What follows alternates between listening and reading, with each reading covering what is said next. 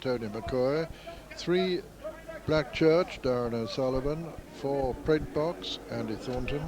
5 is the Carrot Man, Leighton Aspel. 6, Bold Choice, Carl Llewellyn. And 7, Glen Mirage, ridden by Miss Miranda Coombe. And the betting, and the favourite Prate Box, or joint favourite Prate Box at 2-1 with Black Church, also 2-1. Prate Box written by Andrew Thornton, sorry for calling you Robert, Andrew. Then it's 9-2 Fool's Errand from 5-1, 13-2 Edredon Bleu from 6-1, 7-1 the Carrot Man, 14-1 Bold Choice, 50-1 Glen Mirage, and here are Richard and Skew. Handicap chase, so these ones know their business. Let's have a look at Black Church, their number 3.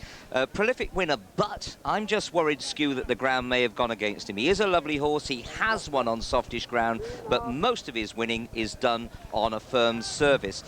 Richard Rowe has a line on Prate Box because his own Fraser Island beat that horse last time. That's Black Church. He's 2-1 from 7-4, but I'm just slightly worried about the ground. Well, let's have a look at Fool's Errand, Skew. This one going down nicely, didn't he, when we tracked him? That's right, ridden by Tony McCoy, who we saw earlier. Fool's Errand didn't run very well last time when he's well beaten at Stratford.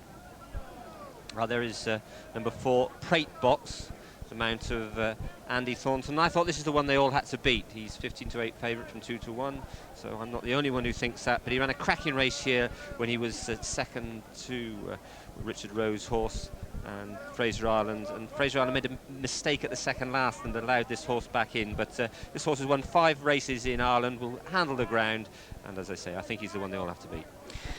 Yes, I just mentioned briefly the McCoy ride there on the way down. We noticed him going down. Nice moving horse, sweating. He sometimes visored this horse a couple of times last year. He isn't today, so they obviously think that it just G's him up a little bit. 9-2 from 5-1. He's had one outing so far this season, which should have put him right. Carries plenty of condition, this horse, but is in with a chance. Carries 11-4.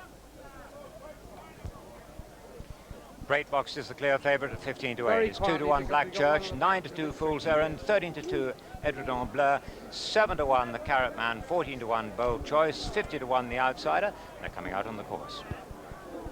Yes, the one we haven't mentioned is Henrietta's Knight. It's an Edredon Bleu, French-bred horse, as you can tell by his name. He'll handle the ground, but Peter will tell you exactly how he handles the ground. Thanks, Peter. 16 fences to be jumped this time.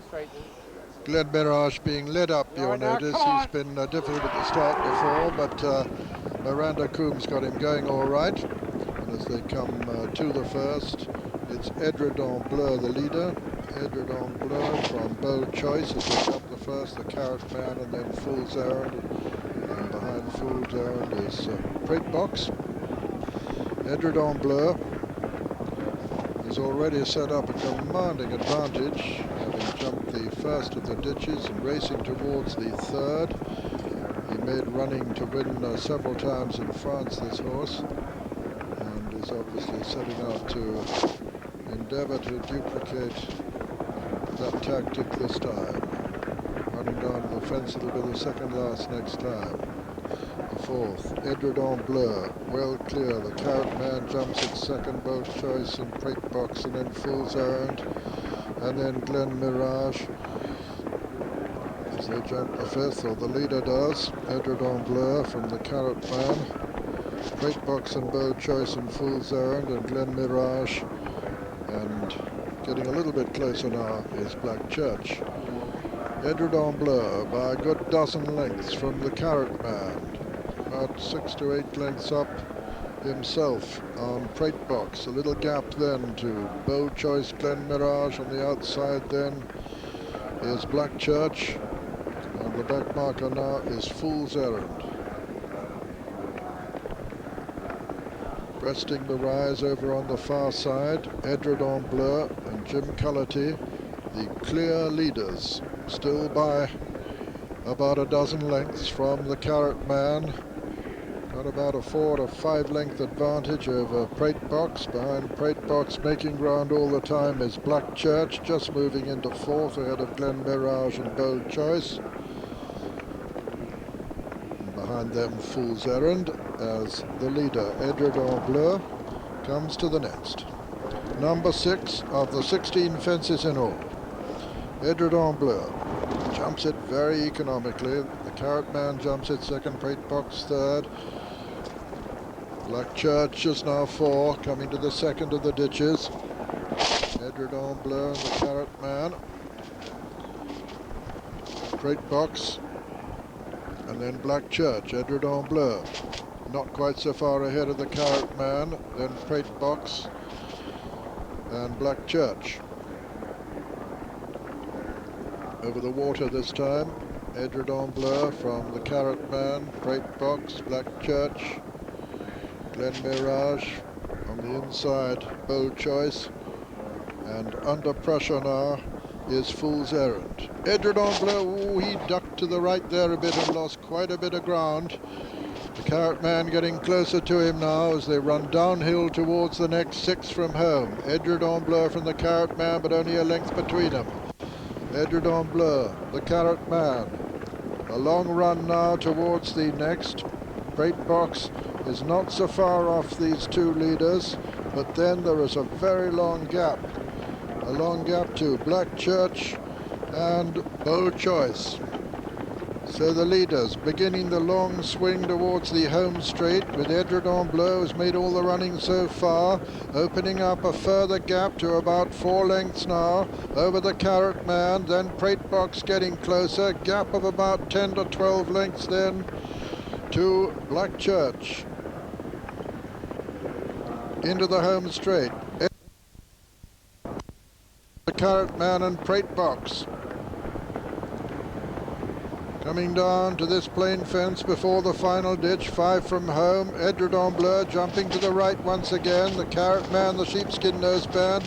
Prate Box coming between horses there as they come down to the final ditch. 4 from home. Adrian Bleu lands in the lead from Prate Box, but Prate Box travelling strongly in the centre of the course. Adrian Bleu on the near side. The Carrot Man next. The Bold Choice very nearly went at that one, but he's up or he's still continuing. 3 from home. Prate Box on the far side lands in the lead from the Carrot Man and the weakening Adrian Bleu, and then comes Fool's Errand, and coming down now towards the second last. Prate Box, oh, he makes a mess of that but gets away with it. The Carrot Man jumps it second, Adrian Bleu fourth, third and fourth Fool's Errand coming down to the final fence now in the Osmington Mills Holidays Permit Trainers Association handicap chase. Prate Box lands in the lead and is going to win it. In second is the Carrot Man, and then comes Adrian Bleu, and then Fool's Errand as they stride up towards the line. It's Prate Box striding up to the line to win this very easily, to become Patrick Chamings' third winner of the season. Second is the Carrot Man. It's going to be very close for third, with Fool's Errand just getting up to be third ahead of the long-time leader Adrian Bleu, and behind them came a very creditable Glen Mirage under Miss Miranda Coombe. Behind them, Bold Choice. Behind Bold Choice was Black Church, and so the result of the Osmington Mills Holidays and Permit Trainers Association handicap chase. First, number 4, Prate Box, owned by Mr. John Corbett, trained by Patrick Chamings and ridden by Andy Thornton, his 23rd winner of the season. Second was number 5, the Carrot Man, owned by Mrs. Jill Winkworth, trained by Peter Winkworth and ridden by Leighton Aspel. And third was number 2, Fool's Errand, owned by Mrs. David Russell, trained by Toby Balding and ridden by Tony McCoy, with fourth, number 1, Adrian Bleu, 7-4 favourite, the winner. The story of the race was that Adrian Bleu went very fast early on, jumped continually right-handed. He's a horse with quality and will win. Forget his finishing place today.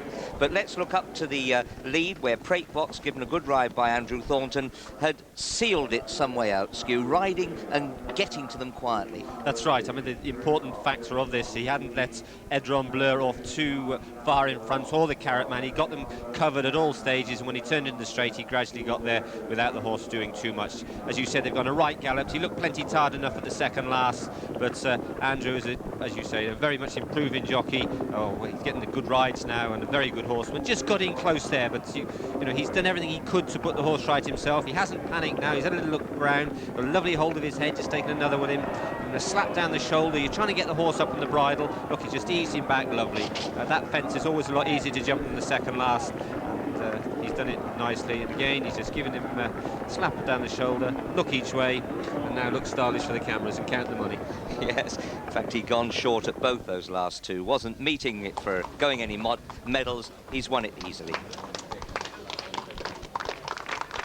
First time he's won in England, all his 5 previous victories in Ireland, winner of 6 now of his 27 races. His 7-year-old by Elamanamu out of Prattlon by Ballymore.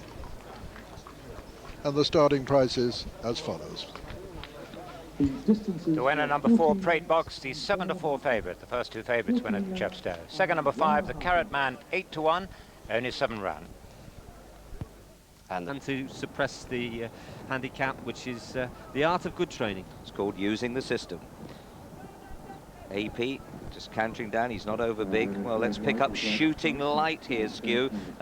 We noticed him walking around the parade ring here. He's almost string-halty behind, isn't he? But he can certainly use his rear end. Yeah, he's a nice horse. You always tend to point out the horses that you could have bought and go on and run well. I saw this go to the sales at Newmarket, and I really wanted him. Pat Murphy has bought him and done really well. It looks like he's going down to start there with his tongue hanging out. This horse is by Shernazar, not Shergar. I remember him having his tongue hanging out. Didn't seem to affect him, but he's another one that'll race right up there with the pace, and though he's a bit string-halty, he jumps well, and I think he's got a good chance as well. Well, his third in the Dale Express Triumph Hurdle was certainly a very good run. I spoke to Pat Murphy a couple of days ago. He said although the horse has had a run on the flat, it was 70 days ago, he didn't exactly shine then, but the horse is in excellent fettle. And the reason he's got that white Australian noseband on, obviously, because the horse plays around with his tongue to keep the bit on the right side of the tongue. Yeah.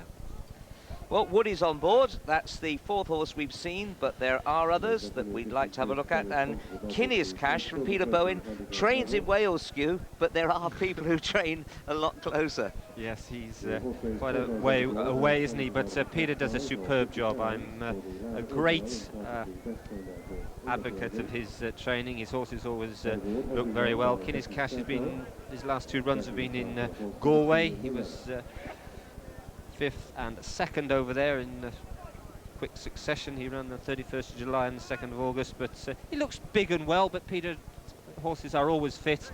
He's 14-1 from 12-1, so he's not over fancied today.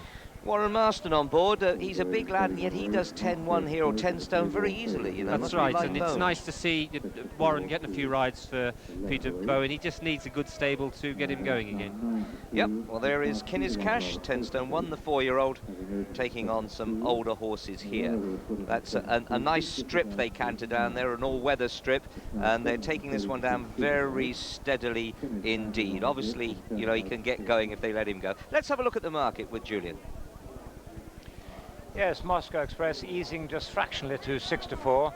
Solid support for Potentate, back to 3-1. 9-2, easy to back on the course. Morello, will she just need this run? 13-2, Shooting Light, and 14-1, Bar the 4.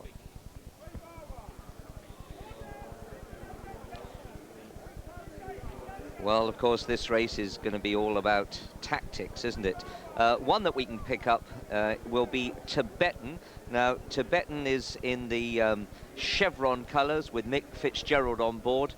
And, well, that's Mr. RM going around. There is Shooting Light. And right there is Tibetan. Lady Herries trains for Wendy Brown.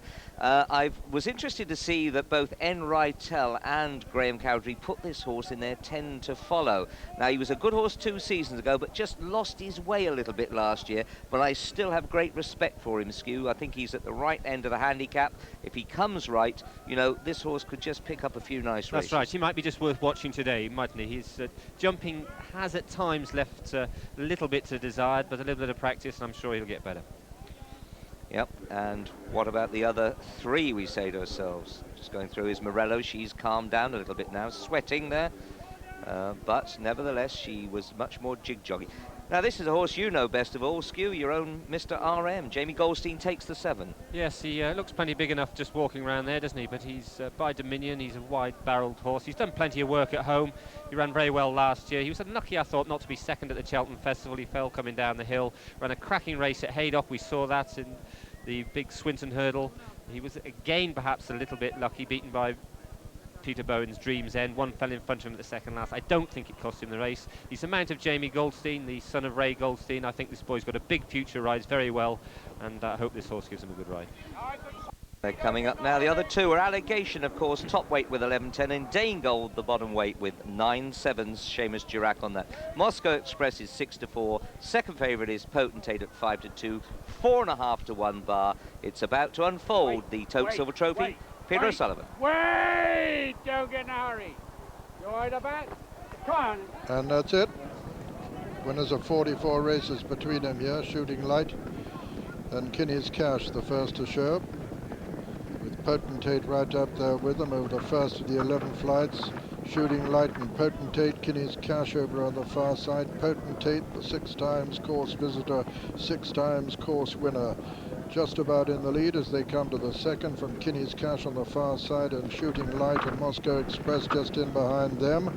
Then Tibetan over on the far rail with Morello coming down towards the third, and they're not hanging about here. Potentate and Kinnescash, these two jumping together from Shooting Light in third, then Allegation with the sheepskin noseband 4, then Moscow Express and Morello and Mr. RM, and behind them Tibetan and Dane Gold, the back marker. Coming down to the fourth of the 11 flights, Potentate on the near side, just the leader from Kinnescash on the far side.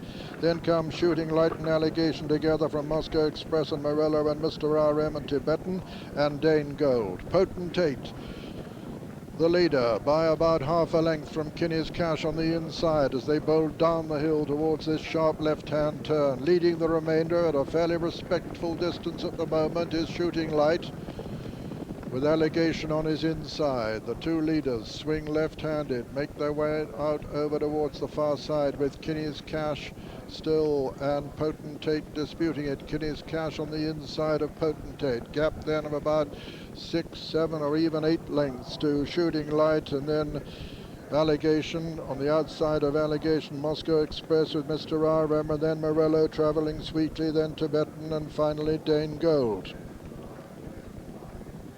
They're over the far side now and racing towards the next flight, number 5, with Potentate back in the lead from Kinnescash, then Shooting Light still heading the remainder from Allegation and Mr. RM, Morello and Moscow Express and Tibetan and Dane Gold. Over that one, still Potentate from Kinnescash.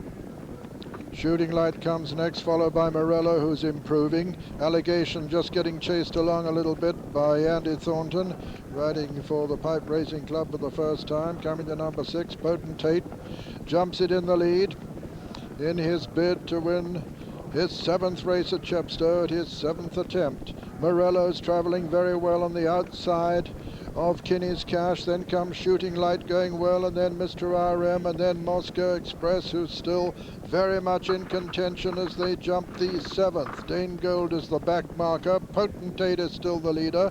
Shooting Light and Morello are now second and third, followed by Moscow Express and Mr. RM, and then Kinnescash, who's losing ground all the time. They'll shortly be racing out of the backstretch and got a long run before the home straight in this Tote Silver Trophy handicap hurdle, with Potentate still the leader from Morello and Shooting Light and Moscow Express, and then Mr. RM, and then a long gap to Kinnescash and Allegation and Tibetan and Dane Gold, the back marker. Racing towards the home turn now, Potentate and Tony McCoy still the leaders from Morello, just in behind him, then Shooting Light, and then Moscow Express, and these four have it between them now, about a fall as they swing into the home straight. And Moscow Express actually is under pressure and being chased along at the moment by Adrian Maguire. They're coming down now towards the 4th last flight, and as they do so, it's Potentate over on the far side. Potentate coming down towards the fourth last from Shooting Light and Morello and Moscow Express. Potentate being chased along now towards the right of the picture as we see them. It's Shooting Light towards the left. Morello coming there strongly in the centre of the course. Moscow Express looks beat at the third last. It's Shooting Light on the near side. Oh, he didn't land it a bit in a heap there, but he's still going strong. Shooting Light on the near side. Morello, Potentate now under pressure. Moscow Express virtually out of it as they come down towards the second last flight. Shooting Light and Morello together. Shooting Light on the near side. Morello, Potentate over on the far side. Racing down towards the final flight now. Shooting Light on the near side. Potentate on the far side. Morello between horses. These three now. Moscow Express is counted right out of it. It's Shooting Light on the near side. Potentate fighting his way back over on the far side. He's a game one at the final flight. Shooting Light's going to land in the lead. He lands in the lead from Potentate Morello. It's Shooting Light from Potentate and Morello as they race up towards the line. Shooting Light is beginning to shorten his stride. Morello's beginning to get up on the near side. Morello's going to win it at the line. Morello is the winner and Shooting Light is second and Potentate is third. That's the 1, 2, 3 with Moscow Express 4, 5 was Allegation behind. Allegation was Mr. RM. The rest have been pulled up, and so the result first, number 2, Morello. Owned by Mr. and Mrs. W.J. Williams, trained by Mrs. Mary Reveley, and written by Peter Niven. Second was number 4, Shooting Light, owned by Mr. John Brown, trained by Pat Murphy, and written by Richard Dunwoody. And third was number 3, Potentate, owned by Mr. Jim Wheaton, trained by Martin Pipe, written by Tony McCoy. Fourth, and a distant fourth, was number 5, Moscow Express. Yes, what a great race, Richard. I don't think you could pick the winner from here, really, could you? Because Shooting Light and Richard Dunwoody looked as if he just could go on that little bit when Richard really asked him. Would you agree?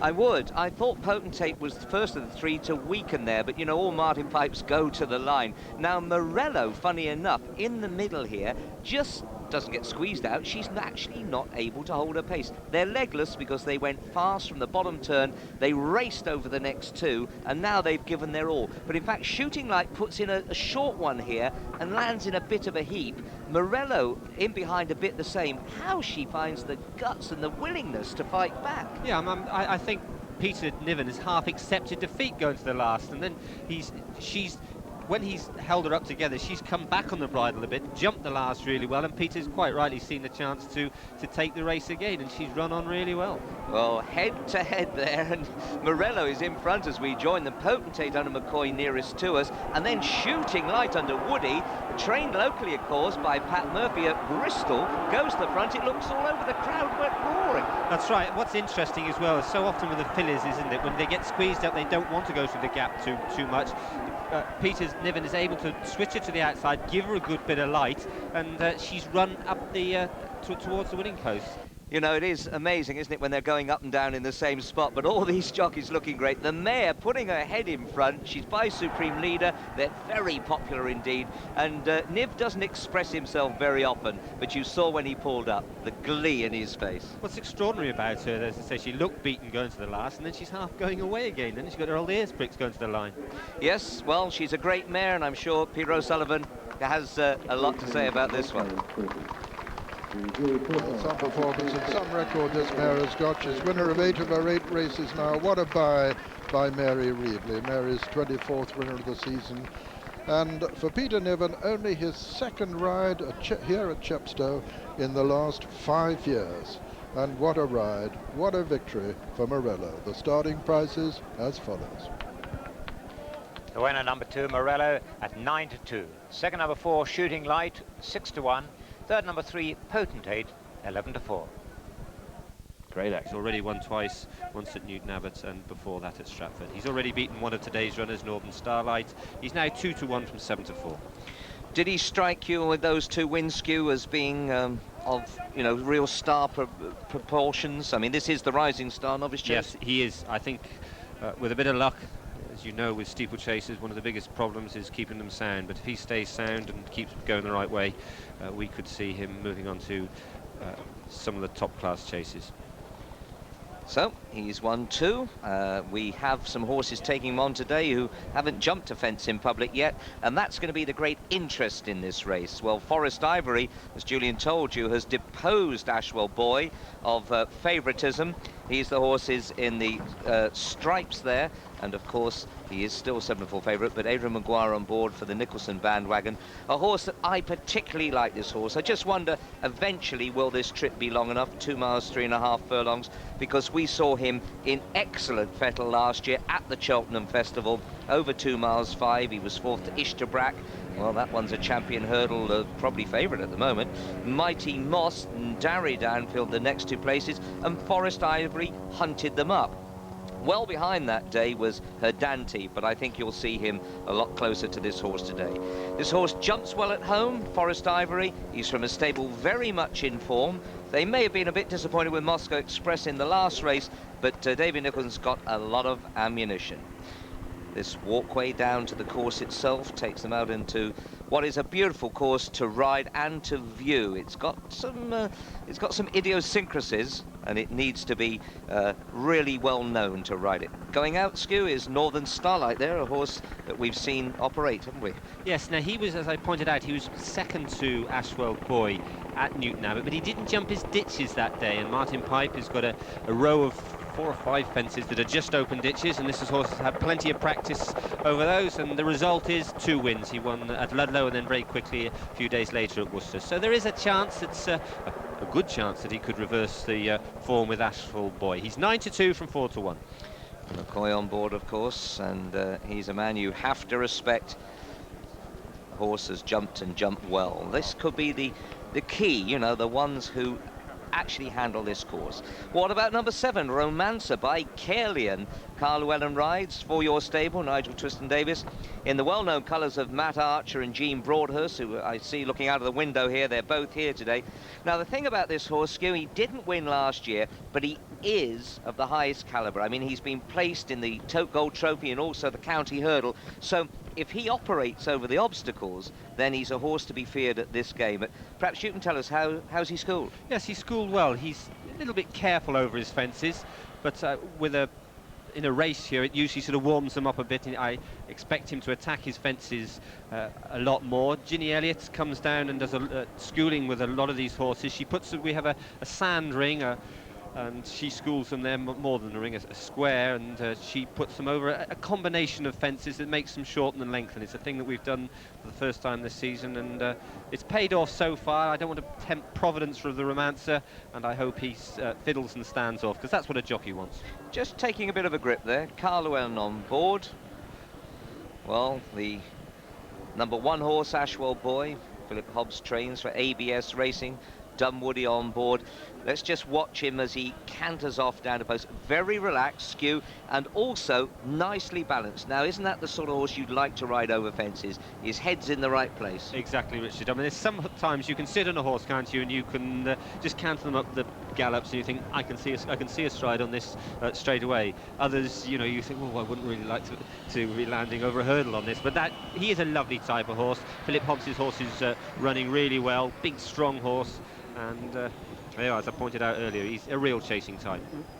I wonder what's going through Woody's mind now. Is he weighing up the opposition, what he's going to do in the race, or I wonder if he's wondering whether to buy or sell his shares. Anyway, we'll never know. Probably think it's Saturday night.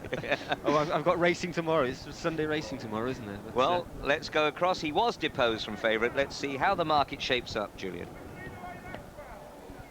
And Ashwell Boy just shortening again to share favouritism with Forest Ivory. They're both on 15-8.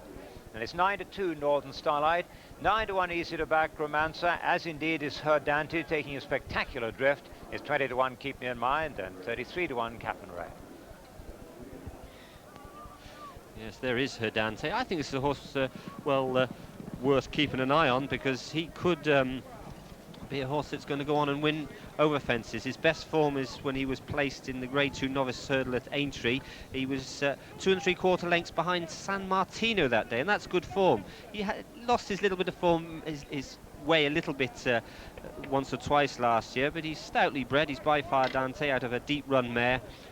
Just need to settle a little bit, but fences will help him just have a look at the, hurdles, they'll rush it a little bit, but hopefully as a jockey, the horse will have a good look at the fence and just ease back a little bit. He certainly looked fit enough, Skew, but would you worry that he drifted from 4.5 to 1 out to 9s? Yeah, they obviously don't think he's quite ready for the day, do they? But we've known them, we've been wrong before. We certainly have, and we will be again. Now, there we have Keep Me In Mind. Richard Mitchell trains in the famous Percy Tory colours, and Bridgie on board. He had to wait a while to get those elusive winners, had a double, and he's still looking for some more now. But Keep Me In Mind is a horse that's already shown that he can up when he gets to the obstacles, and that's half the battle. He's actually won 5 of his races, and I think he's probably better now at the age of 8 than he has been before. Now, his win was at Exeter, and on that occasion he was ridden by Chris Maud, but it was after Karawa Boy was disqualified. Is he good enough in this company?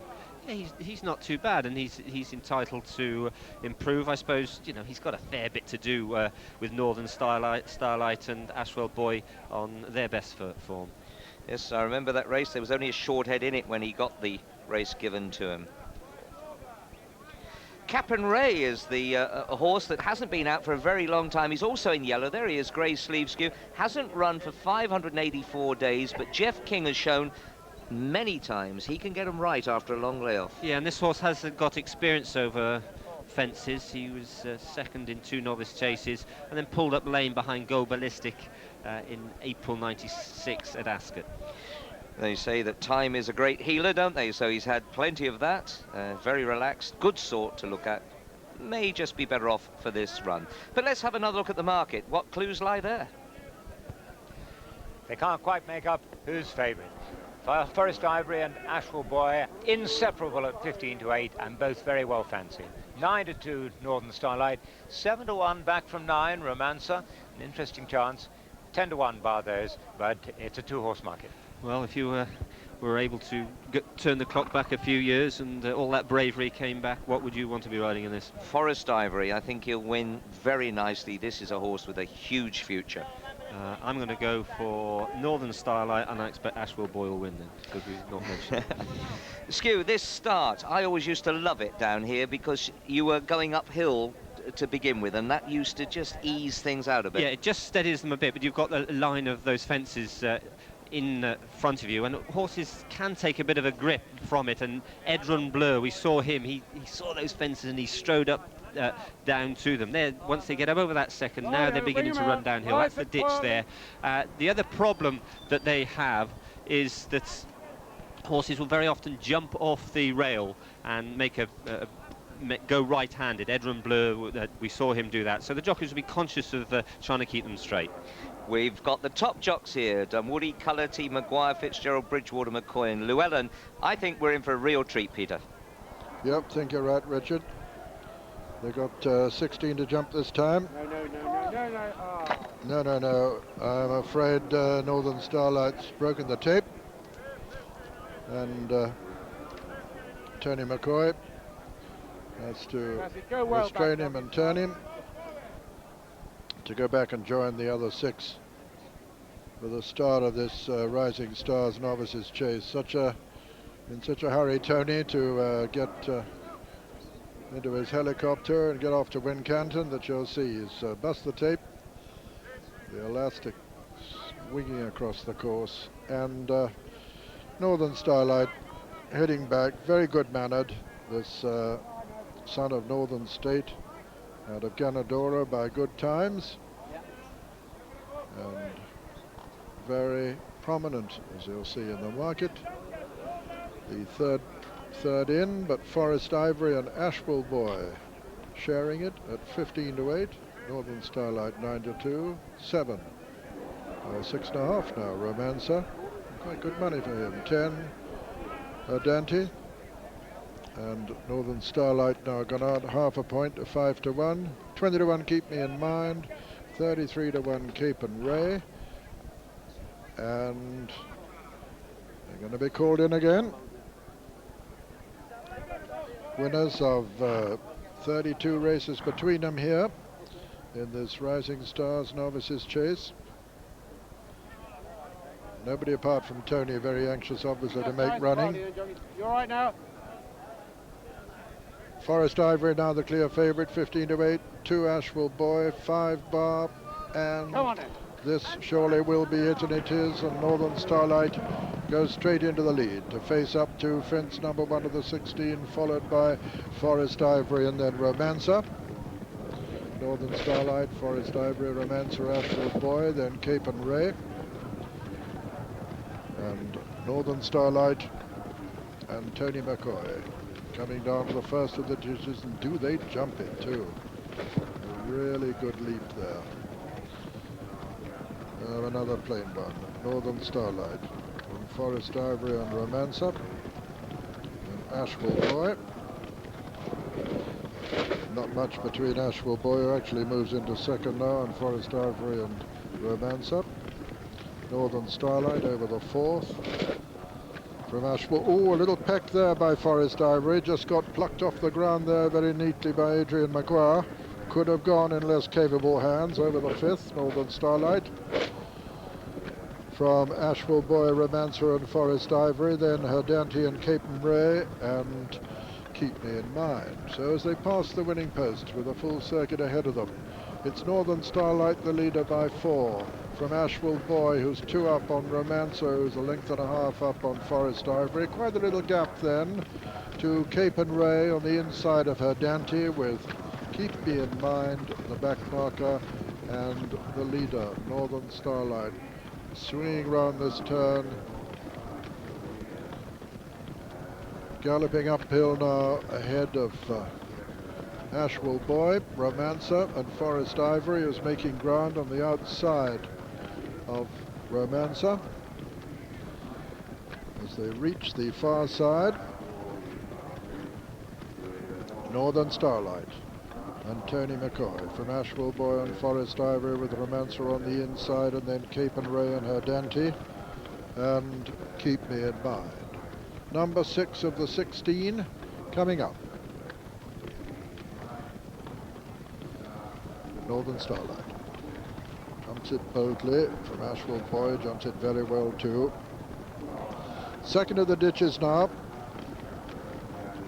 Northern Starlight jumps it well, Ashwell Boy, then Forest Ivory and Romancer, then Cape and Ray on the inside. Over the 8th, Northern Starlight from jumping very well, Ashwell Boy getting closer to him. Gap then of about 4 to Forest Ivory, then Romancer.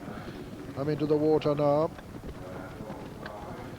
Northern Starlight from Ashwell Boy, Forest Ivory and Romancer and Cape and Ray.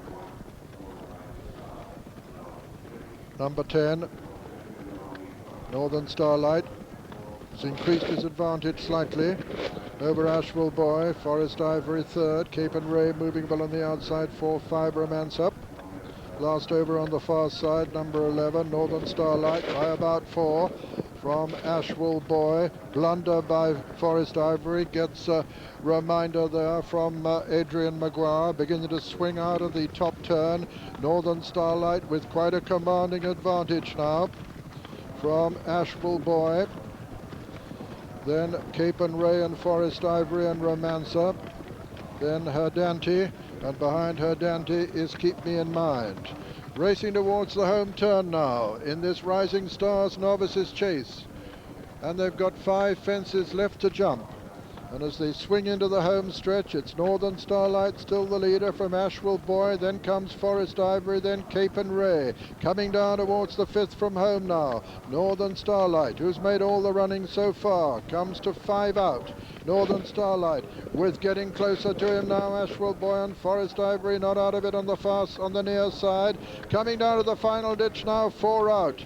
Northern Starlight the leader from Ashwell Boy, but there's nothing between them. Ashwell Boy in the middle of the course, Northern Starlight over on the far side. Forest Ivory back in third as they come down now towards the third last, and as they do so, Ashwell Boy on the near side, Northern Starlight on the far side. Northern Starlight landed in the lead just there from Ashwell Boy. Coming down now towards the second last, it's Northern Starlight on the far side, Ashwell Boy on the near side. These two have it between them. Northern Starlight, and up fallen there is Ashwell Boy. Ashwell Boy is gone. He's brought down Forest Ivory, and now with just 1 to jump, it's Northern Starlight well clear He jumps the last, and coming up to jump it in second place is going to be Hurdante and then Romancer, but Northern Starlight has made all the running to win the Rising Stars Novices Chase very comfortably indeed for Mr. Arthur Souch and Martin Pipe and Tony McCoy.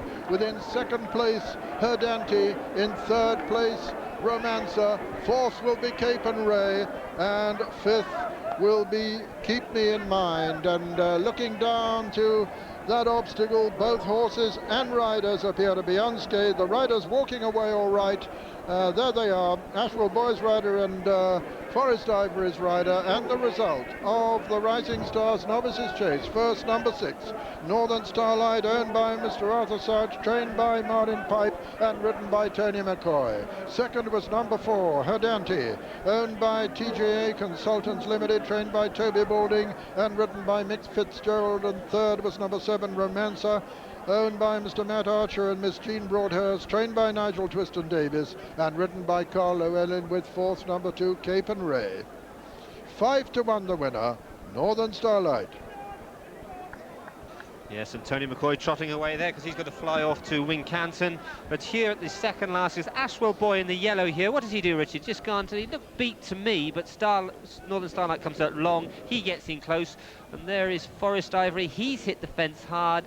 And as you pointed out quite rightly to me when I said he was brought down, he actually fell independently. But a great ride by Tony McCoy, been really positive from the start. He's coming to the last here. He's got the race sewn up. The little horse goes in and jumps it really well. But I actually picked a winner, Richard. He'd been very lucky. Yes, he'd been very keen beforehand. He charged the tapes here, made all, jumped very, very well indeed. He'd looked beaten, I thought, 3 out, because Ashwell Boy looked as if he was going the better then, but as you know, they pay when they pass the post. Well, let's have a look at that fall again from a different angle. There's McCoy. Look, he's got his eye on the fence. Dunwoody on his far side. Now he's going well at this stage.